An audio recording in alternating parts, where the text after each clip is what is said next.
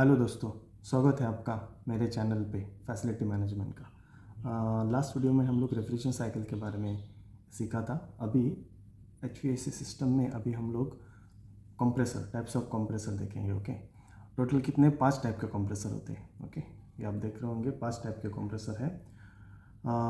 जैसे कि आपको मालूम है कंप्रेसर सिस्टम का ये हार्ट है। जैसा कि हमारा बॉडी में जो हार्ट है वो हार्ट कैसे पंप करता है ब्लड, सेम रेफ्रिजरेशन साइकिल में कंप्रेसर हार्ट है। ओके, सिस्टम का हार्ट है। अगर कंप्रेसर नहीं है तो कुछ नहीं है। ओके, अभी देखो इसमें कितना टाइप का कंप्रेसर है, 5 टाइप का कंप्रेसर है। 5 टाइप में कौन सा फर्स्ट आता है, reciprocating compressor. Okay, reciprocating compressor का वर्किंग प्रिंसिपल क्या है। रेसिप्रोकेटिंग कंप्रेसर देखो कैसा दिखता है, ये देखो, ये ऐसा रेसिप्रोकेटिंग कंप्रेसर दिखता है। ओके, अभी रेसिप्रोकेटिंग कंप्रेसर का वर्किंग प्रिंसिपल पिस्टन्स रहता है उसके अंदर।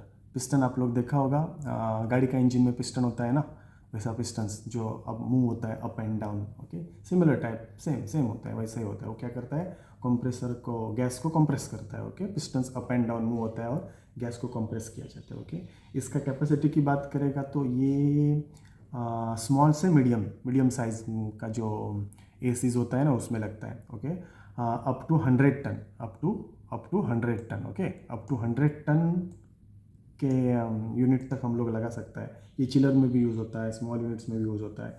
अब इसका सिस्टम देखेगा तो स्प्लिट एसी में, छोटा एसीज में, जैसा कि फ्रिज में भी देखा होगा आप लोग, ऐसा वाला फ्रिज में भी लगता है, पैकेज यूनिट्स चिलर्स में। ओके, इसका हम लोग नुकसान की बात करें तो ये सिंपल है, कॉस्ट इफेक्टिव है। नुकसान नहीं, फ़ायदे की बात करें, सॉरी, फ़ायदे की बात करें तो सिंपल है, कॉस्ट इफेक्टिव है, इजी टू सर्विस है। ओके, और उसके तोटे देखेंगे तो ये नॉइजी है, आवाज़ बहुत ज़्यादा करता है। ओके, अभी दूसरा ये देखो, ये रेसिप्रोकेटिंग कंप्रेसर के कैरियर का मशीन है, देखो इसमें लगा हुआ दिख रहा है आपको, देखो ये दिख रहा है। ओके, ये देखो इसका फुल व्यू देखो, ये कंप्रेसर का फुल व्यू दिख रहा है ना आपको, फुल व्यू है। अभी ये हो गया, हाँ ये छोटा कंप्रेसर देखा होगा, इसी को बोलते हैं। ओके, रेसिप्रोकेटिंग कंप्रेसर है उसको। दूसरा है rotary compressor. Okay, rotary compressor का वर्किंग प्रिंसिपल है, ब्लेड है उसके अंदर, देखो ब्लेड से ये कंप्रेस करता है। ओके, बाद में इसका कैपेसिटी की बात करेगा तो ये छोटा कैपेसिटी है, 1 to 5 टन तक ही चलता है, उसके ऊपर नहीं चला जाता। छोटा एसी यूज़ किधर होता है, इसका यूज़ होता है इसका विंडो एसी में, स्मॉल एसी, डक्टेड यूनिट्स, छोटा एसी में, बड़ा एसी में नहीं यूज़ होता है। ओके, उसके बाद इसका फ़ायदा बोलेगा तो ये क्वाइट है, छोटा यूनिट के लिए चलता है। और इसको तोटे बोलेगा तो ये नहीं चला सकता बड़ा यूनिट में, छोटा एसी में ही चलाया जाता है। ओके, देखो ये कैसा दिखता है, ऐसा देखा होगा आप लोग। ओके, आप एसी टेक्नीशियन अगर कोई वीडियो देख रहा है तो वो लोग ने इस पे ऊपर काम किया होगा। ओके, ये देखो तीसरा कंप्रेसर। ओके, तीसरा कंप्रेसर हो गया स्क्रॉल कंप्रेसर। स्क्रॉल कंप्रेसर क्या होता है, उसके अंदर 2 spiral shift scroll. Okay, spiral मालूम है ना, स्पाइरल टाइप का होता है। ओके, जिसमें एक जो होता है स्पाइरल वो फिक्स होता है और एक स्पाइरल घूमता रहता है। ओके, तो स्पाइरल मूवमेंट की वजह से कंप्रेसर गैस को कंप्रेस किया जाता है। ओके, इसकी कैपेसिटी की बात करेगा तो ये 30 टन तक चला सकता है। Okay, up to 30 ton. Okay, कहाँ पे लगता है ये, कौन सा मशीन में, स्प्लिट एसी में, VRF, हाँ वेरिएबल रेफ्रिजरेंट फ्लो जो यूनिट्स है ना उसमें लगता है ये, चिलर्स में भी यूज़ होता है। ओके, इसके फ़ायदे क्या है, ये क्वाइट है, फ्यूअर मूविंग पार्ट्स हैं इसके, जो मूविंग पार्ट्स होते हैं अंदर ज़्यादा पार्ट्स नहीं है ना इसमें, तो 2 स्क्वेरल ही पड़े इसके अंदर ज़्यादा। जैसे कि रेसिप्रोकेटिंग कंप्रेसर में आप देखोगे बहुत सारे मूविंग पार्ट्स है, उसका मेंटेनेंस कॉम्प्लिकेटेड है, छोटा स्क्रूज वगैरह बहुत कुछ है। इसके अंदर ऐसा नहीं है, हाई एफिशिएंसी। ओके, इसका एफिशिएंसी हाई है। और इसका तोटे क्या है, difficulty to repair, not ideal to large capacities, बड़े यूनिट्स को नहीं यूज हो सकता है। ये तीसरा हो गया। चौथे टाइप का कंप्रेसर, ये दिख रहा है कंप्रेसर, ऐसा कंप्रेसर होता है। ओके, स्क्रॉल कंप्रेसर दिख रहा है आपको, ये देखो, ये कंप्रेसर देखा होगा आप लोग बहुत जगह जो होगा। देखो ये उसका इनसाइड दिया है, देखो। ओके, ये आप देख सकते हो। उसके बाद जो आता है चौथा number, screw compressor. Screw compressor, interlock indicated screw compressor refrigerator. Screw मालूम है ना हम लोगों को, स्क्रू 2 टाइप का स्क्रू होता है, ये स्क्रू टाइप ही होता है, एक मेल होता है उसके अंदर, एक फीमेल होता है। ओके, देखो अभी उसकी बात करेगा तो इंटरलॉकिंग है, इंटरलॉक स्क्रू कैसा, एक स्क्रू इसके इंटरलॉक टाइप वाला है। ठीक है, कैपेसिटी इसका कैसा हो गया, मीडियम से लार्ज। ओके, ये 30 टन से लेके 500 टन प्लस। ओके, 500 टन तक भी चल सकता है। ओके, बड़ा चिलर्स में भी लगता है ये। ओके, उसका यूज़ किधर होता है, चिलर्स में, कॉमर्शियल इंडस्ट्रियल प्लांट्स, इंडस्ट्रीज़ में, जो यहाँ पे बड़ा बड़े इंडस्ट्रीज़ है, वेयर हाउसेस है, ऐसी जगह पे भी लगाया जाता है। ओके, हाई एफिशिएंसी है, स्मूथ ऑपरेशन।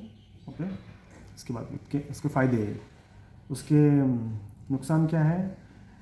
एक्सपेंसिव। ओके, सही में ज़्यादा है तो सही में एक्सपेंसिव होगा, बड़ा चाहिए तो फ़ायदा भी देगा ना आपको, हाई एफिशिएंसी दे रहा है तो फ़ायदा देगा, तो बड़ा यूनिट है। लार्ज साइज़ में है, मोर कॉम्प्लेक्स मेंटेनेंस। ओके, उसके बाद देखो इसका फ़ोटो दिख रहा है आपको, ये फ़ोटो आप देख सकते हो, देखो पार्ट्स है इसमें, देखो फीमेल रोटर है, मेल रोटर है,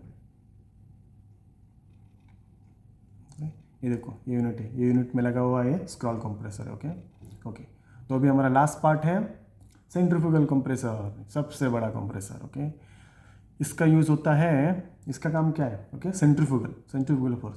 आप लोग पंप्स तो सबने ही देखा होगा, पंप्स मालूम है? पंप में कैसा ब्लेड्स होता है, देखा है? पंप मोटर होता है ना, मोटर के बाद पंप लगाया जाता है, पंप से पानी हम लोग गार्डन्स पे देते हैं, खेतों में देते हैं, मालूम है? पंप की जगह वैसा ही काम करता है। ओके, उसके अंदर इम्पेलर ब्लेड्स होता है। ओके, इसका कैपेसिटी बहुत होता है, बहुत बहुत बहुत बहुत। ओके, ये ज़्यादा से ज़्यादा बड़ा डिस्ट्रिक्ट कूलिंग प्लांट बोलते हैं। डिस्ट्रिक्ट कूलिंग बोले तो एक एक डिस्ट्रिक्ट को ही ठंडा किया जाता है, मतलब डिस्ट्रिक्ट बोलेगा तो बिल्डिंग्स, एक डिस्ट्रिक्ट में जितना भी सारा बिल्डिंग्स है, बड़ा बड़ा सिटीज़ में, यहाँ पे ऐसे जगह पे लगाया जाता है, यहाँ से चिल वाटर सप्लाई किया जाता है, तो बड़े बड़े मशीन्स में लगता है। ओके, 2000 टन के भी ऊपर। ओके, और इसके फ़ायदे क्या है? Very efficient in large scale, मतलब सपोज हम लोगों को 50 बिल्डिंग ठंडा करना है, 50 बिल्डिंग हम ठंडा कर सकता है ऐसा वाला एसी यूज़ करके। ओके, दूसरा उसका लो मेंटेनेंस कम आता है। ओके, एक बार आप मेंटेनेंस कर लिया और अच्छे से उसका संभाल किया तो लॉन्ग टर्म चलेगा, आपको 10 15 20 साल आराम से चलेगा, कुछ प्रॉब्लम नहीं होगा उसमें। ओके, बस उसका रेगुलर मेंटेनेंस करना है, जो मैन्युफैक्चर उसके ऊपर देता है कैसा उसका मेंटेनेंस करना है, वो बराबर मेंटेनेंस करेगा तो इसमें कुछ प्रॉब्लम नहीं आता है। ओके, हाँ, टोटे क्या है, बहुत एक्सपेंसिव, पैसा बहुत लगता है, डिज़ाइन कॉम्प्लेक्स है इसका। ओके, और जगह बहुत लगता है इसको। ओके, क्योंकि ये लगाना हो तो आपको कंडेंसर बड़ा लगता है, नॉर्मली वाटर कूल चिलर्स में तो कूलिंग टावर चाहिए बहुत सारे। ओके, अभी आप देखो ये कंप्रेसर कैसा दिखता है, ये देखो। ओके, ये इसका इंटरनल पार्ट दिखा हुआ ना, इम्पिलर ब्लेड से, देखो इसके अंदर। ओके, पिलर ब्लेड है, ये इसका बड़ा व्यू है। ओके दोस्तों, थैंक यू।